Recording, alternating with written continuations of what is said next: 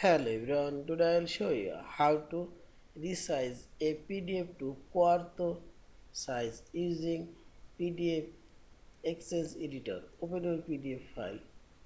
Now select Organize option and select here Resize option and select Standard option. Now click this arrow option and scroll down. Here we will find this Quarto size. Select and select here point unit ends.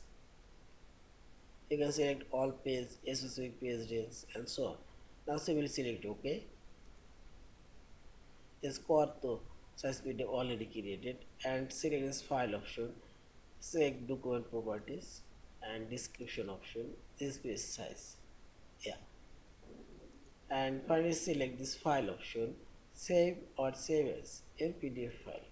Thank you for watching. Please subscribe, like, share and